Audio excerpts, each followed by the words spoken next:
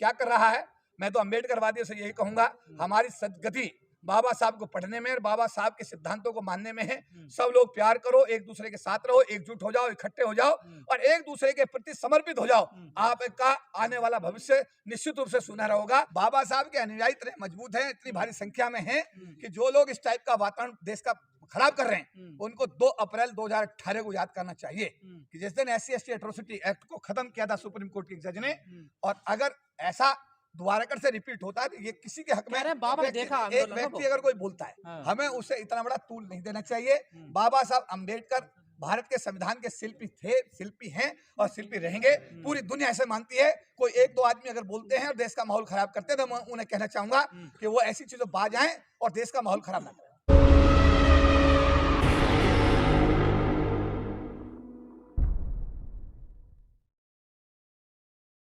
हिंदू हैं। देखिए, भारत एक धर्मनिरपेक्ष राष्ट्र है और जो कोई भी आदमी कोई बात कह रहा है, भारत में मैं बार बार ये कहता हूँ कि आजादी, स्वतंत्रता, उसको अपनी अभिव्यक्ति की आजादी है। मोहन भागवत साहब भी उस आजादी का प्रयोग करके अगर कोई बात कह रहे हैं तो इसमें वो भारत के संविधान के प्रदत्त प्रावधानों के तहत अपनी अभिव्यक्ति कर रहे हैं। लेकिन जरूरी नहीं है कि जो बात मैं बोलूं या मोहन भागवत जी बोले वो बात सर मान्य हो, ये व्यक्तिगत विचार हो सकता है। बट मैं कहूंगा कि भारत का संविधान धर्मनिरपेक्ष है, उसमें सभी धर्मों के लोगों को रहने का अधिकार है, उनको बराबरी का अधिकार है। भारत के संविधान में सभी नागरिक बराबर अधिकार रखते हैं। इसलिए हिंदू धर्म के बारे में या किसी और धर्म के बारे में ऐसी बातें कहना मुझे लगता है प्रासंगिक नहीं। लेकिन सर, लगातार देखने को मिल रहा है बीजेपी और RSS संविधान दिवस मना रहे हैं बड़े पैमाने पर, लेकिन जब ये संविधान बनाया गया सबसे ज्यादा विरोध करने वाला बाबा साहब का पुतले जलाने वाला यही RSS था सर।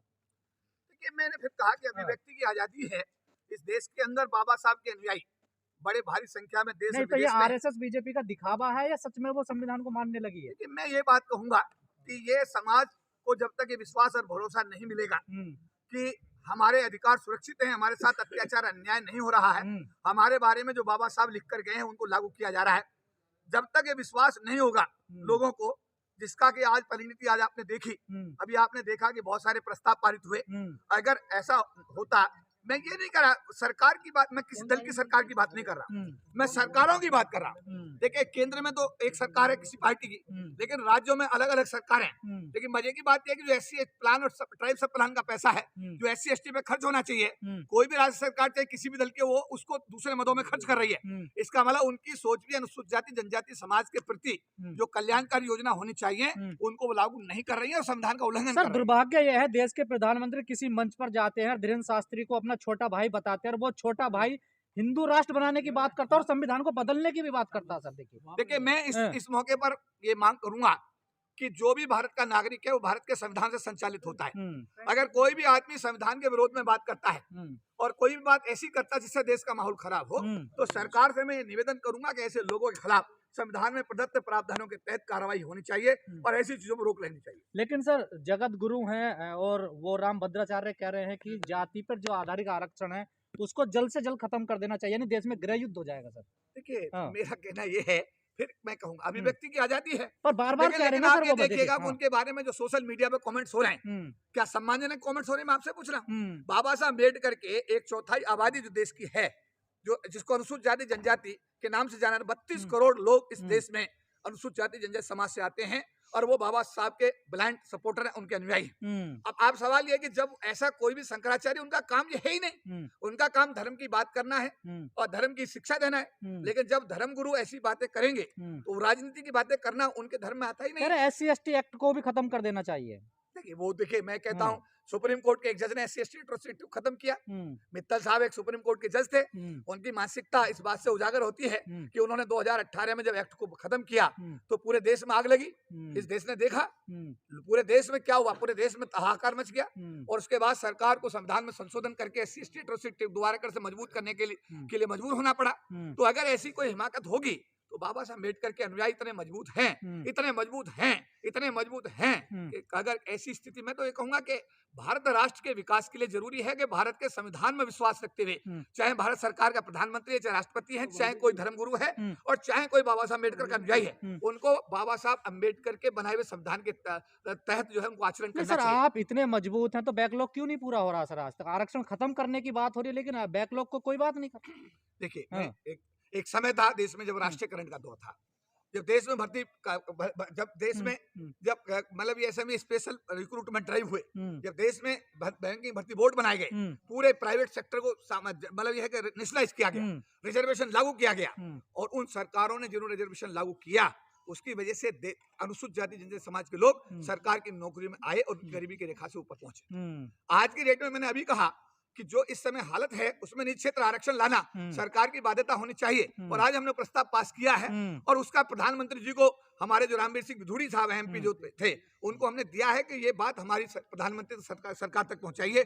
ये हमारे समाज की वेदना, परेशानी और आवश्यकता है। लेकिन सर लाजमी है, जो लोग विरोध कर रहे हैं, चाहे वो धीरेन्द्र शास्त्री हो या रामभद्राचार्य हो, लेकिन आप ही के जज अम्बेडकर वादी सीजीआई जो रहे थे अभी BR गवाई, वो खुद कह रहे हैं कि क्रीमी लेयर लागू कर देनी चाहिए SC ST आरक्षण में। देखिए, मैं ये सवाल तो अगर पूर्व सीजीआई साहब से पूछा जाए तो ज्यादा अच्छा है, लेकिन फिर भी मैं पूर्व सीजीआई को ये कहना चाहूंगा कि वो बहुत बड़े पद पर रहे हैं, चीफ जस्टिस रहे हैं, उनके पिताजी भी 2 स्टेट के गवर्नर राज्यपाल रहे हैं, तो उनको बयान देने से पहले संविधान की पूरी स्टडी करनी चाहिए, संविधान के प्रावधानों के तहत ही अपने वक्तव्य देनी चाहिए। क्रीमी लेयर कंसेप्ट अनुसूचित जाति जनजाति के आरक्षण में लागू ना हो सकता है, ना होगा। ये ना जो सक्षम हो गए, जैसे आप सक्षम हो गए तो आपको अब आरक्षण की जरूरत नहीं है, उस कैटेगरी से निकाल देना चाहिए आपको। नहीं, मैं क्या कह रहा हूँ आपको, मैं कह रहा हूं कि अगर एक चीफ जस्टिस ऑफ इंडिया पे जूता फेंका जा सकता है, चीफ जस्टिस ऑफ इंडिया बनने के बाद जो राष्ट्रपति को शपथ दिलाता है उसको प्रोटोकॉल देने से मना किया सकता है। अगर एक आईपीएस जिसकी पत्नी आईएएस हो और जिसके रिश्तेदार भी आईएएस आईपीएस हो, एक परिवार में 8-8, 10-10 आईपीएस आईएएस हो, एमएलए हो, उसके बावजूद वो आदमी आत्महत्या करने के लिए सोशल आधार पर, जातिगत आधार पर प्रताड़ना का शिकार होता है और वो अपना जीवन त्याग देता है। तो मेरा कहने का मतलब यह है कि ये जो आरक्षण है ये आर्थिक आधार पर है ही नहीं, इसका आधार ही जातिगत आधार है। इसलिए जातिगत आधार का जो बाबा साहब प्रावधान करके गए हैं वो हमेशा ऐसे ही रहेगा, उसमें कोई बदलाव नहीं हो सकता। पर EWS तो मिल गया ना सर आर्थिक आधार पे। देखिए EWS जो मिला है वो सामान्य जाति के गरीब तबके के लोगों को मिला है। तो कोई प्रावधान नहीं था ना संविधान में, फिर भी मिल गया ना। देखिए सर, मैं क्या कह रहा हूँ, उन्होंने देखिए सरकार ने इच्छा शक्ति दिखाई, EWS के तहत सामान्य जाति के लोगों को 10% का आरक्षण दिया। सरकार की इस पहल का हम स्वागत करते हैं, उन्होंने अच्छा काम किया, बहुत अच्छी बात है, क्योंकि सबसे गरीब तबका भी राष्ट्र की मूलधारा माना चाहिए। लेकिन EWS से जो अनुसूचित जाति जनजाति समाज का आरक्षण है वो बिल्कुल टोटली डिफर करता है, वो जातिगत आधार पर भेदभाव के आधार का आरक्षण है और उसमें क्रीमी लेयर कंसेप्ट लागू नहीं हो सकता। पर गवाई साहब का ये कहना है कि मेरा बच्चा सक्षम हो गया, मुझे नहीं चाहिए आरक्षण। जो कोई आदमी अपनी स्वेच्छा से अगर आरक्षण छोड़ता है ये उसकी अपनी मर्जी है। अगर कोई भी व्यक्ति अपनी मर्जी से आरक्षण छोड़ता है तो ये स्वेच्छा का विषय होगा। जैसे प्रधानमंत्री जी ने गैस सिलेंडर की सब्सिडी के बारे में अपील की थी कि भाई आप स्वेच्छा छोड़ दीजिएगा। अगर कोई छोड़ता है तो बहुत अच्छी बात है, लेकिन अगर नहीं छोड़ता है तो उस पर बाध्यता नहीं है, उसका आरक्षण जाति के आधार पर वो जारी रहेगा। तुगलकाबाद वाले मामले पे माननीय सांसद जी के हमने सम्मुख रखा कि हमारे देश में पूरे मंदिर बन रहे हैं, बड़ी बड़ी जमीन आवंटित हो रही है, तो हमने उनसे कहा कि तुगलकाबाद मंदिर के मामले में जो जमीन हमारी वापस ली गई उसे वापस किया जाए। और माननीय सांसद रामवीर सिंह विधूड़ी जी ने विश्वास दिलाया है कि मैं पूरी की पूरी 100% जमीन जो है तुगलकाबाद जो हमारा रविदास टेम्पल उसको वापस दिलाऊंगा। लेकिन सर इतने बड़े आंदोलन हुए रविदास मंदिर को लेकर, तब भी तो DDNE के पास था ना, बीजेपी के पास। देखिए ये सवाल देखिए गजेंद्र जी, ये सवाल से ज्यादा बच्चे जेल में रहे, ये सवाल अगर विधूड़ी साहब से पूछा जाए तो ज्यादा अच्छा है। मैंने तो वो बोला जो विधूड़ी साहब ने आज आपके समाज के सामने, हमारे समाज के सामने बोला है, मैं तो वो बोला। तो क्या वो झूठ बोल के गए या इस पे कुछ काम करेंगे? ये समय देखिए ये तो ये बड़ी जल्दी होगी कहना, जब समय, ये तो गजेंद्र जी हम और आप समय का इंतजार करेंगे। उन्होंने कहा है कि अपनी टर्म 3.5 साल की टर्म है, मैं इसमें काम करके दिखाऊंगा, तो इसलिए उन्होंने भी समय 3.5 साल का मांग लिया है, तो हमें वेट करना चाहिए और सी एंडवाज का हमें सिद्धांत अपनाना चाहिए। सरकार के समर्थक तो आजकल हिंदू राष्ट्र बनाने में लगे हुए हैं ना, इन चीजों पे कहाँ ध्यान है? देखिए मेरा कहना यह है कि कौन क्या कर रहा है, मैं तो अम्बेडकर वादियों से यही कहूंगा, हमारी सदगति बाबा साहब को पढ़ने में और बाबा साहब के सिद्धांतों को मानने में है। सब लोग प्यार करो, एक दूसरे के साथ रहो, एकजुट हो जाओ, इकट्ठे हो जाओ और एक दूसरे के प्रति समर्पित हो जाओ। आपका आने वाला भविष्य निश्चित रूप से सुनहरा होगा।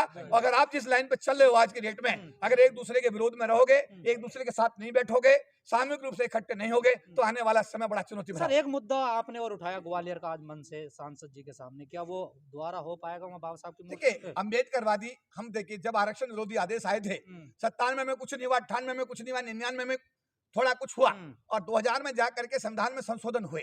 4 साल की लंबी लड़ाई के बाद पार्ट टाइम स्वीपर्स पूरे देश में जो 1.5 लाख थे उनको फुल टाइम कराने 6 साल लड़ाई लड़ी गई। जब बाबा साहब की स्टेचू यहाँ पर बीपी मौर्य साहब ने लगवाई पार्लियामेंट में, तो 6 साल उन्होंने आंदोलन चलाया। तो हमारा समाज का तो जो इतिहास है वो आंदोलन का इतिहास है, हम अपने इतिहास को जारी रखेंगे। नहीं सर, आप बाबा साहब की बात कर रहे हैं, लेकिन तमाम लोग खड़े हो गए बाबा साहब का अस्तित्व मिटाने के लिए, कह रहे हैं बाबा साहब संविधान निर्माता है नहीं। बाबा साहब के अनुयायी गजेंद्र जी, मैं विश्वास दिलाता हूँ, बाबा साहब के अनुयायी इतने मजबूत हैं, इतनी भारी संख्या में हैं कि जो लोग इस टाइप का वातावरण देश का खराब कर रहे हैं, उनको 2 अप्रैल 2018 को याद करना चाहिए कि जिस दिन SC/ST एट्रोसिटी एक्ट को खत्म किया था सुप्रीम कोर्ट के जज ने, और अगर ऐसा दोबारा कर से रिपीट होता है तो ये किसी के हक में। बाबा साहब ने संविधान लिखा ही नहीं है और निर्माता ही नहीं है। एक व्यक्ति अगर कुछ बोलता है, एक व्यक्ति नहीं है सर, आपने देखा एक व्यक्ति अगर कोई बोलता है, हमें उसे इतना बड़ा तूल नहीं देना चाहिए।